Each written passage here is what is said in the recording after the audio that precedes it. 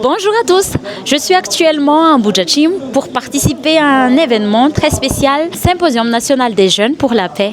Aujourd'hui, on parle d'un sujet essentiel pour la participation citoyenne et les rôles des jeunes dans la consolidation de la paix, la résolution 2250. On va échanger avec des jeunes pour comprendre l'importance de la résolution 2250. Pour commencer, est-ce que tu peux nous expliquer simplement c'est quoi la résolution 2250? Alors bonjour, moi c'est Tiavna et la résolution 2250, c'est une résolution adoptée par les conseils de sécurité des Nations Unies en décembre 2015. Donc là actuellement on fête la 10e anniversaire de cette résolution et c'est la résolution qui reconnaît officiellement l'importance de la jeunesse dans son pays, jeune en tant qu'acteur de changement. Et cette résolution aussi, elle repose sur 5 piliers très importants. Donc le 4P qui est la prévention, la protection, la participation et les partenariats. Et enfin, la réintégration.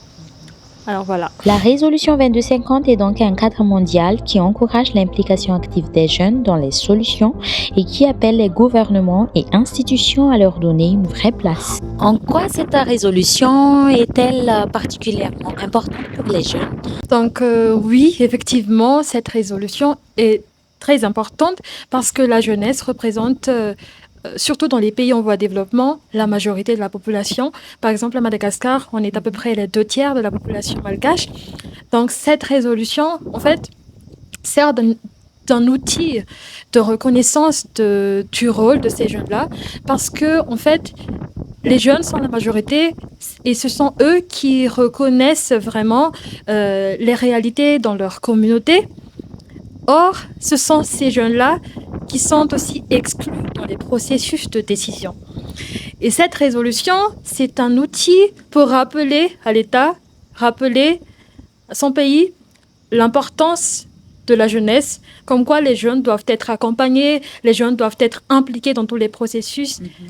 Et c'est pour ça que c'est vraiment très important. Dans de nombreux pays, les jeunes sont déjà actifs dans la médiation, la gouvernance locale, la lutte contre la corruption ou dans des projets communautaires. La résolution 2250 renforce leur reconnaissance. Concrètement, quelle place devraient avoir les jeunes dans les processus de décision, à ton avis? Alors, les jeunes doivent être impliqués dans tous les niveaux, que ce soit au niveau local, national ou international.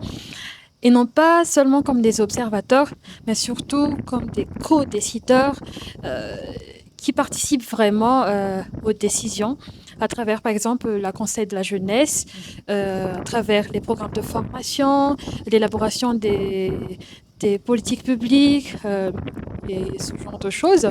Parce que quand la jeunesse est inclue, c'est là qu'on peut promouvoir une solution durable. La résolution 2250 nous rappelle que la jeunesse n'est pas une génération à attendre, c'est une génération qui agit. À nous de leur donner la place, l'écoute et les outils nécessaires pour construire un avenir meilleur. There it goes!